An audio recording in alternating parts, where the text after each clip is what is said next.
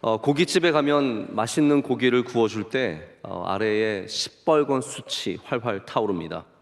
만약 그 숯이 우리의 침대에 있다면 어떻게 되겠습니까? 맛있는 고기가 타는 것이 아니라 집이 타버릴 것입니다. 고속도로에서 빠르게 달리는 빨간 스포츠카가 지금 우리 명성교회 주차장에서 빠르게 달리고 있다면 우리는 굉장히 위험을 느낄 것입니다. TV에 나오는 격투기 선수가 지금 우리 교회로 들어와서 안내하시는 집사님들에게 로우킥을 날리고 다닌다면 모두가 큰 충격에 빠질 것입니다. 모든 능력은 맞는 장소에서 올바른 상황에서만 귀하고 가치가 있습니다. 그래서 하나님께서는 능력을 아무에게나 아무 때나 주시지 않습니다. 그래서 우리는 기도할 때도 능력만 달라고 기도할 것이 아니라 그 능력을 담을 수 있는 그릇, 자세, 마음을 먼저 갖추기 위해서 기도해야 합니다. 능력은 그 능력을 잘 조절할 수 있는 믿음 안에 있어야 안전합니다. 제가 지난주 주중에 늦은 밤에 새벽 예배 설교를 다 준비를 마치고 나서 오랜만에 제가 읽고 싶었던 책을 하나 꺼내서 읽게 되었습니다. 크리스토퍼 라이트라고 하는 교수님이 쓰신 구약에 나타난 예수, 성령, 하나님이라는 제목의 책입니다. 그 책이 다루고 있는 여러 구약의 인물들이 있는데 모세를 다루고 있는 한 챕터에서 제가 굉장히 저의 마음에 뜨거움을 주는 제목을 만나게 되었습니다. 그 제목이 뭐였냐면 야망이 없는 능력이라고 적혀 있었습니다. 모세가 갖고 있는 능력이 어떤 능력이냐? 야망이 없는 능력이래요. 조금 전으로 들어갔더니 또 다른 제목이 있었는데 시기심을 모르는 능력이라고 되어 있었습니다. 여러분, 모세가 어떤 사람이었습니까? 모세 같은 위대한 인물이 이스라엘의 역사에 성경의 다른 곳에서 찾아보기가 쉽지 않습니다. 그런데 그가 가지고 있었던 수많은 능력들이 있었지만 이 모든 능력들이 끝까지 지켜지고 빛이 날 수 있었던 이유는 그가 이렇게 야망이 없는 능력, 시기심을 모르는 능력, 바로 그 담은 그릇이 차이를 갖고 있었기 때문이라는 것이죠. 제가 일부 예배를 마치고 나서 문득 삼손이 떠올랐습니다. 왜 삼손은 그렇게 능력이 많았는데 결국은 그 능력을 하나님께 영광 돌리지 못하고 안타깝게 일생을 마쳤는가? 아마도 삼손은 그것이 자기의 것인 줄 알고 있었을 것입니다. 그래서 마지막에 능력이 빼앗겼을 때, 그 힘을 다 잃어버렸을 때 그는 충격을 먹었습니다. 마지막에서야 그것을 깨닫고 하나님, 이번만 나를 강하게 하사, 그 능력의 근원인 하나님을 찾고 나서야 그 능력의 본질을 깨닫게 되고 능력을 사용할 수 있었던 것을 생각해 보게 되었습니다. 반면에 모세는 이 능력이 어디에서 왔는지, 이 능력이 무엇을 행해야 하는지 분명히 알고 있었던 사람입니다. 여러분, 우리의 능력이 어디에서 옵니까? 우리의 능력이 하나님에게서 온다는 것이죠. 그래서 우리는 능력을 위해서 기도해야 하지만 또 여러분, 능력이 필요하지 않습니까? 지혜와 명철이 필요하고 우리 이 세상의 특별한 일을 감당할 수 있는 육체적인 능력과 영적인 능력들이 다 필요한데, 정말 우리가 먼저 관심을 가져야 하는 것은 바로 이 능력을 담을 수 있는 우리의 믿음의 그릇입니다. 이 라이트 교수님이 쓰신 책을 보면은 모세가 자신에게 주신 능력을 통해서 더 야망을 갖고 더 높은 곳으로, 더 화려한 곳으로 나아가는 그 강력한 힘을 사용하는 지도자가 아니라 오직 하나님의 주권을 인정하면서 낮은 자세로, 겸손한 자세로 이 백성들을 가나안 땅으로 인도하는 것에 모든 목숨을 건 그러한 여정을 걸었다라는 것을 보여줍니다. 모세가 여러분, 백성들을 살리기 위해서 얼마나 자주 기도했는지 아십니까? 자신을 늘 원망하고 불평하는 사람들, 사건만 생기면 모세를 끌어내리려고 하는 이 백성들을 위해서 오늘 말씀에도 보면 시작이 무엇입니까? 40일 주야를, 밤과 낮을 다 하나님께 기도했다는 것을 성경은 기록하고 있습니다. 수많은 자주 반복되는 이런 상황 속에서 모세는 한 번도 백성들을 죽이려고 하지 않았습니다. 그들을 살리려고 했습니다. 이것이 바로 라이트 교수님이 지적하는 모세의 리더십, 그리고 오늘 우리가 본문에서 발견해야 하는 모세의 능력의 모습입니다. 오늘 이 본문의 말씀의 배경을 여러분께 좀 이해하실 필요가 있는 것 같습니다. 왜 이렇게 모세가 하나님께 간절히 기도했는가? 하나님께서 약속하신 땅이죠. 가나안 땅으로 이스라엘 사람들을 인도하기 위해서 요셉을 부르셨고, 그리고 그 가운데 각 지파에서 한 명씩을 차출시키십니다. 그래서 우리가 잘 아는 여호수아가 그때 쓰임을 받게 되죠. 에브라임 지파의 호세아. 원래 처음부터 여호수아가 아니었습니다. 원래 호세아라는 이름을 갖고 있었는데 이 다음부터 모세가 여호수아라고 이름을 붙여주죠. 에브라임 지파의 여호수아와 유다 지파의 갈렙을 제외한 모든 사람들은 다녀와서 우리는 끝났다. 저 가나안 땅에는 어마어마하게 큰 민족이 살고 있고 우리는 가면은 메뚜기 같은 존재라서 금방 끝날 것이다. 우리 절대로 그 땅을 얻을 수 없다라고 보고를 했습니다. 다만 이 두 사람만이, 여호수아와 갈렙만이 하나님께서 우리에게 주신 땅, 우리가 반드시 이기고 승리할 수 있다라고 얘기를 했죠. 자, 그 이야기를 들은 다음에 이스라엘 백성들은 온갖 불평을 쏟아냅니다. 내 그럴 줄 알았다. 여기까지 오더니 이게 무슨 꼴이냐. 내가 처음부터 안 된다고 하지 않았냐. 이제 우리 다 죽었다. 안 되겠다. 모세, 아론 다 죽여버려. 그건 딱 완전 분위기가 어마어마하게 잔혹한 분위기로 바뀌어가고 있는 겁니다. 그들이 말하기를 이제 우리가 지휘관을 한 명 뽑아서, 이게 민수기에 다 나오는 내용입니다. 지휘관을 한 명 뽑아서 애굽으로 돌아가자. 애굽으로 돌아갈 수 있는 지휘관을 한 명 뽑아서 가자라는 그런 결론을 내리고, 그런 상황 속에서 모세와 아론은 완전히 백성들 앞에 엎드립니다. 여러분, 여기서 우리가 주목해 봐야 할 것이 있습니다. 모세에게 능력이 있습니까? 없습니까? 있습니다. 모세는 지금 이 백성들을 향해서 뭔가 할 수 있는 것이 있습니다. 그런데 모세가 그것을 행하지 않고 오히려 백성들 앞에 엎드립니다. 그러자 백성들이 돌을 들어서 치려고 하죠. 여호수아와 갈렙이 그 사이에 껴서 이러면 안 된다고 합니다. 지금 난리가 났습니다.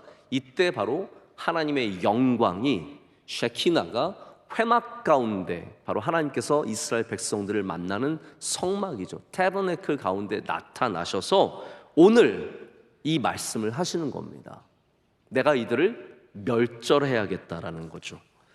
이 말씀이 조금 더 자세하게 민수기 14장에 적혀 있습니다. 제가 그 하나님께서 하신 말씀을 여러분께 좀 읽어드리겠습니다. 민수기 14장 11절과 12절의 말씀입니다. 여호와께서 모세에게 이르시되 이 백성이 어느 때까지 나를 멸시하겠느냐. 내가 그들 중에 많은 이적을 행하였으나 어느 때까지 나를 믿지 않겠느냐. 내가 전염병으로 그들을 쳐서 멸하고 내게, 모세에게죠, 그들보다 크고 강한 나라를 이루게 하리라. 여러분, 이 말씀이 어떤 말씀입니까? 하나님도 진리신 거예요. 이렇게 늘 문제만, 불평만 쏟아내고 믿지 않고 따르지 않는 이 백성들, 이들은 가망성이 없다는 겁니다. 그래서 하나님께서 말씀하시기를, 모세야, 내가 이번 기회에 이 이스라엘 백성들 싹 다 없애고 이제 새로 시작하자. 너랑 나랑 새로 시작하자. 너에게 크고 강한 나라를 줄 테니까 새로 시작하자 라고 얘기를 하신 겁니다. 자, 모세가 어떻게 반응합니까? 모세 이제 선택만 하면 됩니다. 하나님, 잘 됐습니다. 저도 안 그래도 열받아 죽겠는데 이거 싹 다 없애고 우리 새로 시작하죠. 새 판을 시작합시다. 이렇게 말했습니까? 아닙니다. 모세가 말하기를, 하나님, 무슨 말씀이십니까? 이 백성이 하나님의 백성. 자, 오늘 말씀에 주의 백성, 주의 기업이라는 말이 반복해서 나옵니다. 이 백성은 하나님의 백성이고 하나님의 기업입니다. 하나님께서 이들을 광야 여기까지 끌어내셨는데 만약 여기서 다 죽이시면 하나님의 영광이 가려워집니다. 여러분, 만약 여러분이라면 어떻게 하시겠습니까? 하나님, 오랜만에 좋은 생각하신 것 같습니다. 이번 기회에 싹 멸절하고, 저 사람들 절대로 변할 사람들 아닙니다. 이번에 잘해주면 또 나중에 또 문제 생기면 또 분명히 일어날 것이 뻔하고, 그때 하나님 우리 얼마나 고생하겠습니까? 이 사람들 싹수가 노란데 싹 다 잘라버리고 이제 하나님 말씀하신 대로 저의 민족을, 저의 나라를 주신다니 정말 제가 한번 열심히 한번 해볼게요. 하나님, 자 이제 시작합시다. 이런 반응이 아니라는 겁니다. 자, 보십시오. 모세의 비전, 모세가 갖고 있는 사명이 무엇입니까? 자기의 나라와 자기의 민족을 이루는 것이 아니었죠. 모세는 절대로 사명을 잊지 않은 사람입니다. 우리가 어떻게 해야 끝까지 능력을 갖게 되냐면요, 사명을 잊지 않아야 합니다. 모세는 이 사명을 잊지 않고 내가 어떠한 민족의 새로운 조상이 된다든지 내가 위대한 인물이 된다든지 거기에는 관심이 없었습니다. 흥미로운 거 뭐냐면 하나님께서 모세에게 야망의 불을 지피신 거예요. 너 한번 해볼래? 너 잘해볼래? 우리 한번 잘해볼까? 근데 모세가 거기에 넘어가지 않습니다. 모세는 야망의 불을 피워주셔도 거기에 합류하지 않는 거예요. 하나님의 말씀조차도 모세의 마음에 야망의 불을 지를 수가 없었습니다. 모세는 오직 이 하나님의 백성들이 하나님 앞에 다시 회개하고 변화되기를 원했고, 그들이 살아남아서 가나안에 이르기를 원했고, 또한 하나님의 영광이 가려질 것을 두려워하여 하나님을 오히려 설득하고 있습니다. 우리 명성교회가 다음 주가 창립 기념주일입니다. 이번 주 중에 우리 창립 기념일이 있습니다. 저는 우리 창립 기념주일을 앞두고 우리 명성교회가 이 모세의 능력, 모세의 사명을 한번 좀 함께 생각해 봐야 한다고 생각을 합니다. 우리 명성교회는 어떤 누구의 기업, 누구의 재산이 아닙니다. 우리는 하나님의 교회이며 하나님의 기업이며 이 정체성이 분명해야 우리 안에 야망의 불이 타오르는 것이 아니라 사명의 불이 타오를 수 있다는 것이죠. 왜 하나님께서 이 명성교회를 43년 전에 이 땅에 이 시대에 이 민족에게 보내주셨고 세워주셨는지 우리가 그 사명을 끊임없이 물어봐야 우리는 야망에 불타오르는 교회가 아니라 끝까지 주님의 뜻을 이루는 사명이 불타오르는 교회가 될 줄로 믿습니다. 여러분, 모세가 어떤 인물입니까? 저도 이제 설교를 오래 하다 보니까 데이터가 쌓입니다. 제가 한번 들여다봤습니다. 제가 다윗으로 몇 번 설교를 했는지, 혹은 요셉으로 몇 번 설교를 했는지. 근데 구약의 인물에 많은 인물들이 있지만 아마 분량으로 따지자면 다윗을 어쩔 수 없이 많이 설교하게 되는 것 같습니다. 사무엘 상하 다 다윗 이야기잖아요. 수많은 곳에서 우리가 다윗을 만나기 때문에 아무래도 다윗을 가장 많이 설교하게 되는 것은 당연한데요, 그 다음으로 설교를 많이 한 사람이 제가 살펴보니까 모세입니다. 왜 모세를 설교하게 되느냐? 제가 시간이 지날수록 모세의 매력을 많이 발견하게 됩니다. 여러분, 모세 은근 매력 있습니다. 완소남입니다. 괜찮은 분이세요. 이분이 갖고 있는 매력은 다윗 같은 어떤 용맹함, 멋진 그런 아름다운 모습이라기보다도 하나님 앞에 끝까지 신실한 모습, 그 믿음을 갖고 겸손하게 격동되지 않으면서 아무리 사람들이 불평하고 원망해도 그 가운데 격동되지 않으면서 주님이 주신 능력으로 이스라엘을 인도하는 모습이 아닐까라는 생각을 해보게 됩니다. 랍비들은 미드라시라고 하는 전승을 갖고 있습니다. 보통 우리가 성경을 읽을 때는 성경의 내용만 보지만 이스라엘 사람들은 조금 더 풍성한 전통을 갖고 성경을 보게 되는데, 모세가 처음 하나님을 만난 곳이 시내산 호렙산이죠. 거기서 하나님을 불타는 떨기나무 앞에서 만나게 되는데, 미드라시 전승에는 모세가 양을 치다가 양을 잃어버렸어요. 그래서 그 잃어버린 한 마리의 양을 찾기 위해서 호렙산으로 올라갔다가 하나님을 만났다라고 전하고 있습니다. 우리는 이 이야기만 들어도 모세가 예수님의 그림자의 역할을 하고 있다는 것을 금방 느낄 수 있습니다. 여러분, 잃어버린 양, 그 양을 찾아가는 목자, 누가 생각이 나십니까? 예수님이 생각나지 않으십니까? 모세가 바로 그러한 사람이었다는 거죠. 그가 목자로서 하나님을 만났습니다. 이게 중요한 겁니다. 그게 그의 정체성입니다. 그런데 그는 죽는 날까지 하나님이 쓰시는 목자가 된 것이죠. 그는 왕이 되지 않았습니다. 왕의 자리를 주셨고 왕의 능력을 주셨고 모든 것을 주셨지만 그가 하나님 앞에 내가 목자라는 사실을 끝까지 잃지 않았고 그것을 붙잡았기 때문에 그의 능력이 변치 않았던 것입니다. 예수님께서 말씀이신 예수님이 이 땅에 오셨다면 모세는 말씀의 전달자로서 하나님의 말씀을 이 땅 가운데 보내주는 사람으로서의 역할을 잘 감당했습니다. 예수님께서 능력의 원천을 갖고 계셨다면 모세는 그 능력을 주신 하나님을 끝까지 경외하며 붙잡은 사람으로서 살아가게 됩니다. 그래서 예수님과 모세는 전혀 다르지만 닮아 있습니다.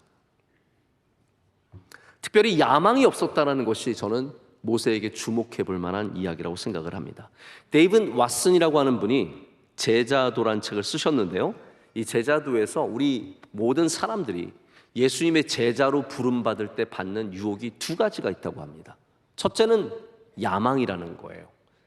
예수님의 제자들을 한번 생각해 보십시오. 예수님의 제자들이 부름받아서 함께 다니다가 제자들끼리 늘 뭐로 싸웁니까? 먹는 거 갖고 싸웠을까요? 내가 더 먹을래? 아닙니다. 제자들이 늘 싸웠던 게 뭐냐면 누가 더 크냐예요. 누가 더 크냐.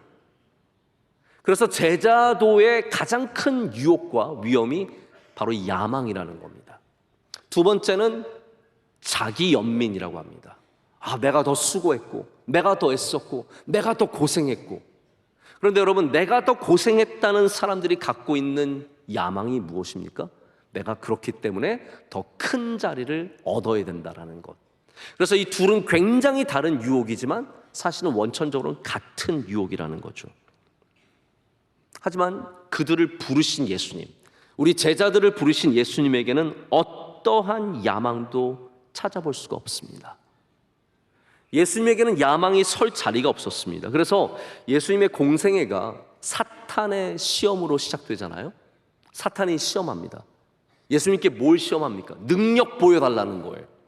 너의 능력을 한 번만 보여주면 내가 온 땅을 너에게 주겠다라고 하는데 예수님께서 절대로 거기에 넘어가지 않으십니다. 돌을 떡으로 바꾸라는, 성전에서 뛰어내리라는 그 능력을 예수님께서 보여주지 않으십니다. 오히려 예수님께서 어떻게 거기에 대항하십니까? 오직 하나님의 말씀으로만 싸우십니다. 여러분, 여기서 우리가 배워야 되는 굉장히 중요한 영적인 진리가 있습니다. 어두움의 세력, 사탄과 싸울 때는 능력으로 싸우는 게 아닙니다. 내가 능력 있는 사람이 되면 사탄과 싸워서 이기느냐? 아니라는 거죠. 우린 예수님의 본을 봐야 합니다. 하나님의 말씀으로만 사탄을 이길 수 있습니다. 그래서 내가 좀 능력 있다고 사탄과 싸우는 게 아니에요.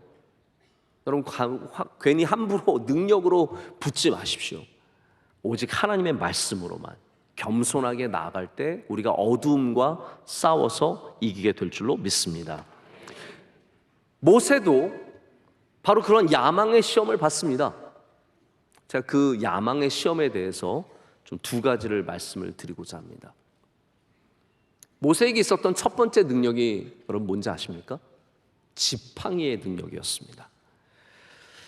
모세가 처음에 하나님께 부름을 받고 나서 가장 먼저 주저했던 이유는 하나님, 저는 말을 잘 못하는데요 였어요. 제가 어떻게 말을 합니까? 저는 능력이 없습니다. 그리고 또 하나의 문제는 뭐였냐면, 하나님, 제가 하나님을 만난 것을 누가 믿어주겠습니까? 내 백성을 자유하게 하라는, 내 백성을 풀어주라는 하나님의 말씀을 전하기는 하겠지만 사람들이 저를 아무도 안 믿어줄 겁니다. 제가 그걸 어떻게 믿게 하겠습니까? 라고 했을 때 하나님께서 이 두 가지의 다 능력을 주십니다. 그래서 먼저 지팡이에게 능력을 주셨어요.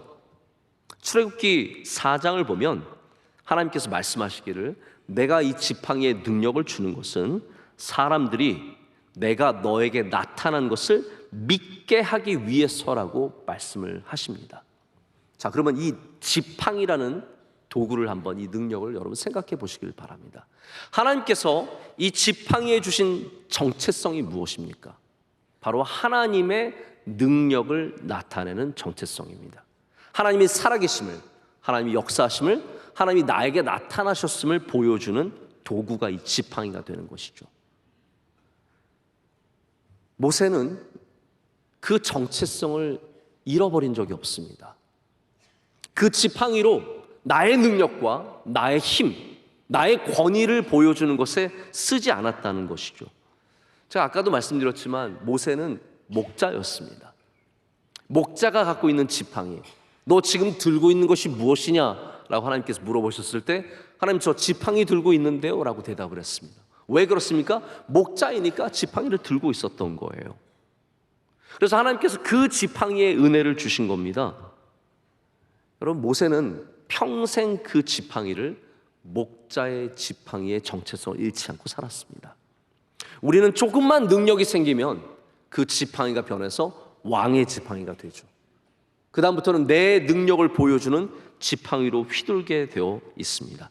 그러나 모세는 단 한 번도 자신의 야망을 위해서, 여러분, 백성들이 돌로 치려고 하면 저 같으면 그 지팡이 들어서 다 쏴 죽였습니다. 쫙 하면 뭐 레이저 같은 거 나와가지고 막 다 맞아서, 제가 그 정도까지는 하진 않겠지만 이게 충분히 그럴 수 있는 상황이 아니겠어요? 내가 살아야 되잖아요. 근데 단 한 번도 모세가 자기의 능력을 나타내기 위해서, 자기의 안위를 위해서 쓰지 않았습니다. 목자의 지팡이는 양을 지키는 거예요. 양을 보호하는 겁니다. 여러분이 어떠한 정체성을 가졌던 그 정체성을 유지해야 여러분의 능력도 유지되는 것입니다. 우리 명성교회가 다시 창립주일 말씀을 드리자면 43주년을 맞아서 여기까지 정말 하나님의 은혜로 왔는데 우리의 지팡이가 변해서는 안 된다는 겁니다. 이 목자의 지팡이가 끝까지 목자의 지팡이가 되어야 하나님께서 거기에 은혜를 더하실 줄로 믿습니다. 원래 지팡이의 능력이 있습니다. 아까도 말씀드렸듯이 왕의 지팡이는 왕의 능력을 갖고 있습니다. 화려한 금으로 된 지팡이, 뭐 위에는 보석도 한두 개 박혀 있겠죠. 장군도 지팡이를 갖습니다. 제가 보면은 별 다신 분들은 그 지팡이를 하나씩 가지고 계시더라고요. 그걸 휘두를 때마다, 그걸 들고 있을 때마다 장군임을 사람이 그 권위를 인정해 줍니다. 지휘자도 지휘봉, 그 지팡이입니다. 지휘봉을 갖습니다. 그 지휘봉을 흔들면 모든 사람들이 따라옵니다. 그래서 여러분, 모든 지팡이는 권위를 나타내고 능력을 나타내는데 오직 목자의 지팡이만 권위의 지팡이가 아니라 양을 보호하고 양을 지키는 역할을 합니다. 모세가 주님 부르시는 그날까지 그 지팡이의 정체성을 지켰다는 거죠. 근데 여러분, 한번 이런 생각은 하실 거예요. 목사님, 제가 알기로는 모세가 그 지팡이 때문에 망한 거 아닙니까? 아마 그런 기억을 하시는 분들 계실 겁니다. 반석을 2번 두드려서 하나님께서 그것 때문에 가나안 땅을 못 밟게 하셨죠. 맞습니다. 근데 미드라시, 아까 말씀드렸던 유대인의 전승에는 이런 얘기가 있어요. 모세가 백성들이 목말라 할 때, 그때가 굉장히 힘든 때였다는 겁니다. 누이인 미리암, 여러분 아시죠? 모세의 누나인 미리암이 죽었습니다. 모세가 너무 마음이 아팠어요. 근데 백성들이 또 와서 물 때문에 난리가 나요. 물이 없다고, 또 애굽 돌아가겠다고 난리를 치는 겁니다. 그래서 모세가 그 굉장히 슬프고 괴로운 마음 때문에 하나님께서 명령하신, 너는 가서 명하라, 말로 물을 내라고 하셨는데 가서 반석을 지팡이로 쳤다는 거예요. 근데 그 미드라시 전승에는 처음 쳤을 때는요, 물이 조금밖에 안 나왔대요. 젖먹이들만 먹을 수 있는 작은 양이 나와서, 그래서 모세가 또 흥분해가지고 한 번 더 반석을 쳤다라는 거예요. 제가 여기에 대해서 긴 얘기를 드릴 수 없지만 한 가지 중요한 건 여러분 꼭 깨닫고 가시기를 바랍니다. 그래서 야망만큼 위험한 것이 절망입니다. 저는 모세가 야망의 지팡이로 망한 것이 아니라 이 절망의 지팡이 때문에 그가 실패했다고 생각을 합니다. 여러분, 야망만큼 우리를 실패로 이끄는 것이 절망인 것을 기억하시고 여러분, 절망의 지팡이를 휘둘지 않으시기를 축복합니다. 두 번째 능력은 아까도 말씀드린 말의 능력입니다. 모세는 말씀의 선지자죠. 그는 정말 하나님의 말씀의 통로가 되어서 모세를 통해서 모든 하나님의 율법이 이 땅 가운데 전해지게 됩니다. 근데 모세가 갖고 있는 궁금증은 왜 하나님은 말을 못하는 나를 부르실까? 이해가 안 되는 겁니다. 사람들 대부분이 내가 말을 잘하고 못하고를 이미 알고 있습니다. 여러분 중에는 내가 그래도 말을 좀 재미있게 잘하지, 조리 있게 잘하지라는 것을 알고 있는 분들이 계시고, 어떤 분들은 나는 말 주변이 없어서 생각하시는 분들이 계실 거예요. 제가 어떤 한 유명한 방송인을 만날 기회가 있었는데 이분이 저한테 그렇게 얘기를 하는 거예요. 목사님 참 좋으시겠어요. 사람들 앞에서 말을 그렇게 많이 하시고 편하게 하시니까 얼마나 좋으십니까? 저는 방송을 하는데도 말이 너무 힘들어서 정말 힘들어요. 목사님 참 부럽습니다. 그렇게 얘기를 해서 제가 이렇게 말씀드렸어요. 저는 그 얼굴이 부럽습니다. 그 얼굴만 있으면 저는 말 못해도 기쁘게 살아갈 수 있을 것 같아요. 그 방송인도 방송을 많이 하는데 말이 힘들다는 거예요. 어렵다는 거예요. 하나님께서 말을 못하는 모세를 부르셨다는 것이 여러분 이해가 되십니까? 아니, 말을 못하면 훈련을 시켜주시면 얼마나 좋으십니까? 40년의 훈련 동안 하나님께서 말 잘하는 사람 붙이셔서 말을 잘하게 하시면 참 좋을 것 같잖아요. 근데 하나님께서는 여러분 우리가 생각하는 그런 방식으로 움직이시지 않으십니다. 오히려 말을 배우지 못하도록 목자를 시켜놓고 도망가게 하셨고 외로운 곳에서 살게 하셨습니다. 대신에 하나님께서 어떻게 역사하십니까? 여러분 이거 꼭 아셨으면 좋겠습니다. 훈련을 시켜주지 않으실 때는 능력이 있고요, 능력이 부족할 때는 훈련을 시켜주십니다. 모세에게 말의 훈련이 없었기 때문에 모세에게는 말의 능력을 주시는 거예요. 말의 능력을 베풀어 주시고 뭐라고 말씀하시냐면 출애굽기 4장 16절에 이렇게 말씀하십니다. 아론과 함께 갔어요. 그가 너를 대신하여, 아론에 대해서 얘기하는 거예요. 너의 형 아론이 너를 대신하여 백성에게 말할 것이니 아론은 내 입을 대신할 것이요 모세 너는 그에게 하나님같이 되리라 라고 말씀하십니다. 자, 아론과 모세를 이제 함께 부르셨는데 여기에서 하나님께서 딱 질서를 세우셨습니다. 그 질서가 무엇입니까? 아론이 말을 하지만 그렇다고 해서 아론이 주인공이 아니라는 거예요. 정말로 말씀을 전하는 사람은 너다라고 말씀하시면서 너 모세가 아론에게 하나님같이 되리라. 여러분 얼마나 기분 좋습니까?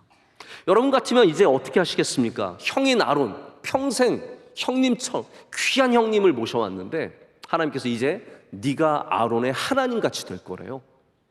여러분 저 같으면 딱 나오자마자 형 눈 깔아.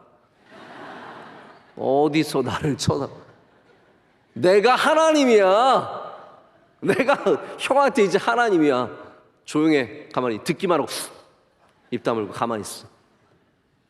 근데 여러분 모세가 참 귀한 게 뭐냐면요, 모세가 단 한 번도 아론에게 하나님처럼 굴지 않았다는 겁니다. 하나님께서 모세를 높여주셨어요. 모세를 귀하게 만들어주셨습니다. 그런데 모세는 정작 높아지는 것을 거부합니다. 자기의 모든 권위와 능력을 내려놓고 오직 하나님의 말씀을 전하는 그 사명과 비전을 잃지 않았습니다. 여러분 우리가 사명과 비전을 잘 이해하셔야 되는데요, 사명, 우리의 정체성과 관련 있는 것이 사명인데 우리의 정체성은 시작점에 있습니다.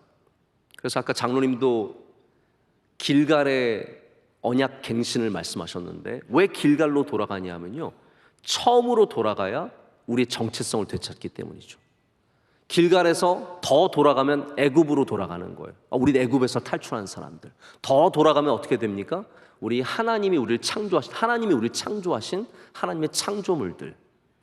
그래서 정체성은 과거의 시작점에 있습니다. 그러나 비전은 무엇입니까? 비전은 저 미래의 끝에 있어요. 아주 극적으로 다른 곳에 있습니다. 정체성은 과거에 있고 비전은 미래에 있는데 이 두 가지, 바로 과거와 미래가 오늘 우리의 길을 결정한다는 겁니다. 우리의 길이 잃지 않아지려면, 우리의 길이 잘못된 길로 가지 않으려면 우리는 항상 처음과 나중을 바라볼 수 있어야 합니다. 그래야 길을 잃지 않고 가게 되는데 모세를 보면 이것이 온전했던 사람이에요. 아론에게 아무리 하나님 같다고 해도 내가 동생인 것을 잊지 않는 거예요. 오늘 동생들 잘 들으십시오. 동생, 아무리 잘 돼도 동생인 것을 잊으면 안 돼요. 아무리 잘 돼도 아들인 것을 잊어서는 안 되고, 아무리 잘 돼도 내가 목자였던 것을 잊으면 안 되는데, 사람들은 능력을 갖게 되면 이 모든 정체성을 잃어버립니다. 지금의 나만 나예요. 그것이 우리를 쓰러뜨리고 우리를 무너지게 한다는 것이죠. 영어 표현에 down to earth라는 말이 있습니다. 이 표현은 누구에게 쓰이냐면 현실적인 사람, 거들먹거리지 않는 사람, 편안한 사람, 겸손한 사람을 down to earth라고 말하는데, 이 말은 무슨 뜻이냐면 발을 땅에 딛고 산다는 표현이에요. 여러분, 우리가 능력이 있어도 발은 땅에 대고 살아야 합니다. 사람들이 능력이 생기면 다 발이 공중에 둥둥 떠다닙니다. 아, 나 돈 좀 벌었어. 나 우리 사업 좀 잘 돼. 우리 자녀들 좀 잘 나가. 나 괜찮은 사람이야. 다 붕붕 떠다니는데, 그러면요, 바람 하나에 싹 다 날아가 버리게 되어 있습니다. 바람 하나만 불어도 다 날아가 버립니다.